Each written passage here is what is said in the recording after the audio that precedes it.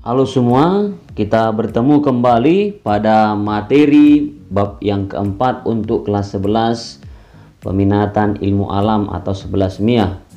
Pada materi sebelumnya kita sudah belajar mengenai fluida statis. Jadi bab ini kita akan membahas lanjutan fluida seperti yang kita pahami sebelumnya, bahwa fluida itu kita bagi menjadi dua, yakni fluida statis dan dinamis. Kalau kemarin kita melihat fluida yang diam, sekarang kita akan melihat fluida yang bergerak. Jadi untuk fluida dinamis atau fluida bergerak, ya. Jadi untuk yang bagian A ini kita akan mempelajari konsep fluida yang ideal. Konsep fluida yang ideal. Baik, fluida dinamis adalah fluida yang dapat bergerak atau dalam keadaan bergerak, lebih spesifiknya seperti itu ya. Jadi konsep fluida dinamis itu ada 8 ya. Ada 8. Yang pertama fluida termampatkan atau kompresibel, yaitu fluida yang volume dan massa jenisnya berubah ketika diberi tekanan. Lalu yang kedua, fluida tidak termampatkan, incompressible fluid. Itu dimana fluida volume dan masanya tetap. Jadi kalau tadi yang termampatkan itu berubah, ini tetap. Lalu aliran tunak. Aliran tunak artinya di sana steady flow atau laminar flow, yaitu aliran fluida di mana kecepatan fluida di setiap titik itu adalah tetap. Sedangkan tidak tunak adalah kecepatannya, tadi kan dia bergerak, maka untuk tidak tunak dia kecepatan di setiap titik itu berubah. Lalu yang berikut yang kelima, aliran berputar atau rotational flow. Itu dimana fluida tersebut mengalami momentum sudut terhadap suatu titik tertentu. Sedangkan untuk yang keenam, aliran tidak berputar atau irrational flow, yaitu aliran fluida di mana fluida tersebut tidak mengalami momentum sudut terhadap titik tertentu. Lalu yang ketujuh, fluida kental atau viscous fluid, yaitu di mana fluida gesekan internal di dalam fluida itu tidak dapat diabaikan, sehingga benda yang bergerak melalui fluida tersebut mengalami gaya gesekan. Lalu yang berikut yang ke-8, fluida dinamis, fluida tak kental atau non viscous fluid, yaitu fluida di mana gesekan internal antara fluida dapat diabaikan sehingga benda yang bergerak melalui fluida tersebut tidak mengalami gaya gesekan. Inilah yang kita kenal nanti konsep penting dari fluida dinamis. Tetapi nanti ketika kita mempelajari tentang fluida yang ideal, jadi idealnya itu fluida seperti ini. Fluida itu tidak kental, ini dia yang terakhir ini yang ke-8, tidak termampatkan, tadi ini urutan yang ketiga, urutan yang kedua. Lalu yang berikut aliran tunak serta berputar atau irasional serta tidak berputar atau irasional. Jadi ada 4 nanti yang memenuhi sebagai fluida yang ideal. Yang pertama, fluida tidak kental atau non viscous, tidak termampatkan atau improbable, lalu aliran tunak atau steady, serta tidak berputar atau irrotational. Itulah sifat pengantar dari konsep fluida yang nanti berlaku untuk fluida dinamis dan berlaku juga untuk fluida yang ideal. Baik, pada bagian B ini kita akan mempelajari mengenai garis arus atau streamline dan asas kontinuitas. Yang pertama, kalau dikatakan garis arus atau streamline itu punya pengertian lintasan oleh partikel-partikel fluida yang mengalir dengan aliran tunak atau laminar, lintasannya, jalurnya. Baik, untuk asas kontinuitas. Baik, pada materi asas kontinuitas ini ada nanti yang kita pelajari pertama debit ya. Mungkin di SD pernah dipelajari debit. Punya pengertian bahwa volume yang mengalir tiap satuan waktu. Volume, ada volume di sana. lalu ada waktu. Jadi debit itu akan dilambangkan dengan Q, maka Q sama dengan V per T. Jadi Q itu debitnya, satuan debit itu meter pangkat 3 per sekon, V itu volume, dan T itu adalah sekon. Baik, kalaulah kita katakan tadi, misalkanlah ini kan volume atau volume, dia melewati pipa. Jadi air tadi atau fluida tadi melewati pipa, ini panjang pipa L nya menjadi jaraknya, lalu ini luas permukaannya atas penampangnya A. Maka untuk mencari volumenya pipa ini adalah L dikali A, luas alas dikali tinggi atau panjangnya, atau A dikali L. Maka V itu bisa kita ganti menjadi A dikali X. Itulah ini. Jadi dari sana nanti panjang pipa menjadi L atau X, lalu volume itu kan sama dengan A dikali X, atau alas dikali tinggi. Kalau kita berdirikan ini pipanya kan jadi tingginya X itu, berarti Q sama dengan A dikali X per T. Jadi kan V per T, V nya dikali A kali X, V itu menjadi A kali X, maka V per T itu sama dengan V.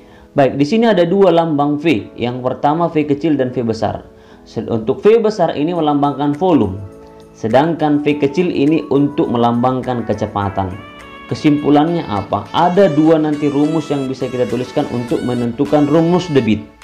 Apa itu? Yang pertama, bahwa Q sama dengan volume per waktu, atau luas penampang dikali kecepatan. Ada dua ya, V per T atau luas penampang kali kecepatan. Biasanya pipa itu, kita kenal pipa ya, ini penampangnya adalah berbentuk lingkaran, maka ini kan luas lingkaran itu sama dengan pi r kuadrat. Pi r kuadrat, atau kalau kita ganti kan pi setengah diameter ini. Baik, ini ya. A tadi pi r kuadrat, di mana r sama dengan setengah dari diameter, berarti pi dikali setengah D dikuadratkan, Pi seperempat D kuadrat, atau penulisannya kita bentuk-bentuk lainnya seperempat pi D kuadrat. Artinya di sana nilai A itu bisa kita ganti menjadi PR kuadrat atau seperempat pi D kuadrat. R itu jari-jari dan D itu adalah diameternya. Baik, untuk contohnya kita akan lihat contoh yang ada ya, saya tuliskan di sini. Misalkan besar debit suatu aliran air yang melalui sebuah pipa, ada diameter ya, 4 cm diameter. Kalau 4 cm itu 4 kali 10 pangkat minus 2 ke rubah ke meter ya. Lalu dengan kecepatan airnya adalah V sama dengan 4 meter per sekon. Kalau jari-jarinya 4, maka kalau diameternya 4, maka jari-jari setengah dari diameter kan, maka jari-jarinya sama dengan 2 kali 10 pangkat minus 2 meter. Bahwa tadi katanya rumus mencari debit itu A dikali V. A-nya tadi bisa kita ganti menjadi seperempat pi D kuadrat atau pi R kuadrat, pun yang manapun kita gunakan sama. Di sini saya buat A itu sama dengan pi R kuadrat dikalikan dengan V itu untuk debitnya ya. Berarti pi 3,14, lalu R nya tadi 2 kali 10 pangkat minus 2 dikuadratkan dikali 4. 2 kali 10 pangkat minus 2 kuadrat itu menjadi 4 kali 10 pangkat minus 4 kali 4 kali 3,14, dapatlah 50,24 kali 10 pangkat minus 4 ya. Dari 10 pangkat minus 4 meter pangkat 3 per sekon. Ini hanya bentuk penulisannya saja, berarti 5, kali 10 ini kali 10 pangkat 1 ya, berarti tinggallah 10 pangkat minus 3 meter pangkat 3 per sekon. Baik, untuk materi berikut kita akan melihat mengenai persamaan kontinuitas. Sebagai ilustrasi di sini saya buat ada satu rangkaian pipa yang berbeda penampangnya. Ini penampang kecil, ini penampang yang paling besar, dan ini yang sedang. Kalau saya masukkan misalkan air atau fluida dari sini, di mana kecepatan alirnya paling besar? Ya, yang di penampangnya lebih kecil. Sama halnya ketika misalkan keran kita buka lah sedikit, maka airnya lebih deras bandingkan dengan penampang yang lebih besar. Kalau kita buka seluruhnya, airnya lebih tidak terlalu deras. Atau misalkan kita ambil selang, kita aliri air, kalau ujungnya kita tutup sebagian, maka tembakan air itu akan semakin jauh. Tapi kalau kita tutup nanti tidak kita tutup dia, maka tembakannya semakin dekat. Apa yang menyebabkan? Itu karena apa? Karena penampangnya kecil. Maka kesimpulan yang pertama, nanti kecepatan alir yang di tempat yang kecil ini lebih besar. Setelah itu di mana? Di sini, karena ini lebih besar ya daripada ini. Kecepatan larinya baru kemari. Baru kalau penampangnya mana lebih besar? A2. Bentuknya A3 dan A1. Kuncinya bahwa di penampang yang kecil lah kecepatan alir besar. Baik. Kontinuitas rumusnya itu adalah bahwa debit yang masuk kemari di Q2 dan Q3 itu sama. Kalau kita ambil misalkan sampelnya untuk contoh adalah Q1 sama dengan Q2. Berarti debit yang masuk di pipa 1 sama dengan debit yang masuk di pipa 2. Debit itu sama dengan A dikali V. Berarti A1P1 sama dengan A2P2. Q digantikan, Q-nya diganti A kali V. Oke. V-nya tetap di sini, V2-nya saya pindahkan ke sebelah kiri jadi bagi. Lalu A2 tetap di sini, A1 tetap di sini, pindah ke sebelah kanan menjadi pembagi. Maka hasilnya adalah P1 per P2 sama dengan A2 per A1. Tadi kan nilai A itu bisa kita ganti dengan apa? Kita ganti dengan PR kuadrat atau 1/4 PD kuadrat. Baik, berarti dari sini apa? Bisa kita tuliskan. Dari mana dapat rumus ini ya? Yang ini. Berarti kan tadi P1 per P2 sama dengan A2 per A1. P1 per P2 sama dengan 1/4 PD. D-nya D2 per kuadrat ya. 1/4 pi D1 kuadrat. Ini kan 1/4 bisa boleh coret. P1 per P2 sama dengan D2 kuadrat per D1 kuadrat. Itulah ini. Sama juga jari-jari bisa diganti nanti pi-nya.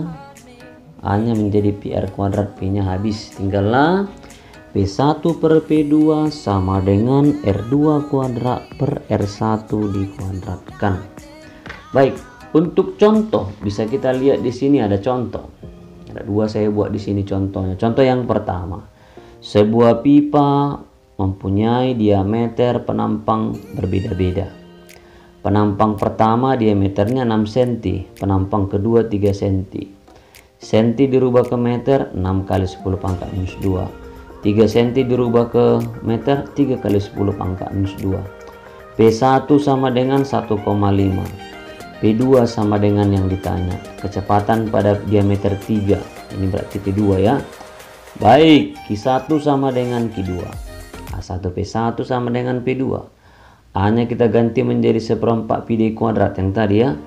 Berarti 1/4 PD1 kuadrat dikali V1 sama dengan 1/4 pi D2 kuadrat, itu untuk A2 kali V2. Coret 1/4 pi nya, tinggallah D1 kuadrat P1 sama dengan D2 kuadrat P2. Baik, P1 per P2 pindah di D2 per D1 kuadrat.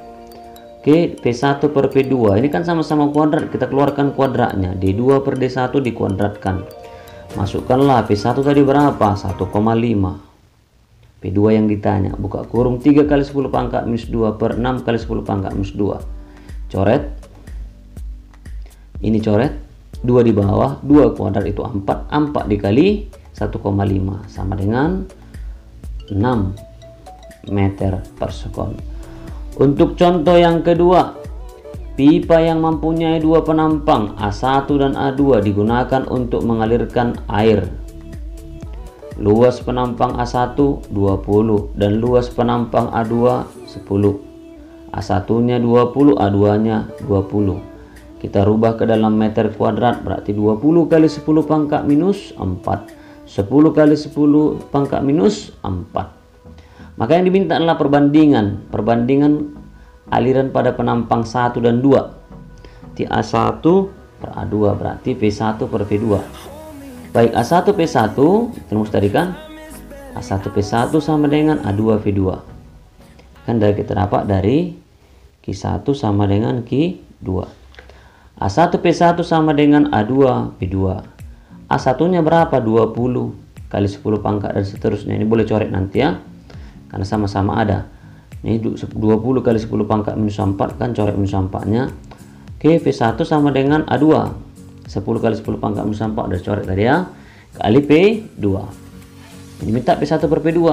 Pindahkan P2 ke kiri, pindahkan 20 ke kanan. Berarti 10 per 20 sama dengan 1/2. Baik, itu penjelasan materi kita untuk video kali ini. Kita akan berjumpa kembali pada video berikutnya mengenai asas Bernoulli. Baiklah, kita juga mencari informasi bagaimana konsep-konsep asas Bernoulli dalam kehidupan sehari-hari. Baik, kita ketemu kembali pada video berikutnya. Sampai jumpa, semoga kita dalam keadaan sehat. Bye-bye.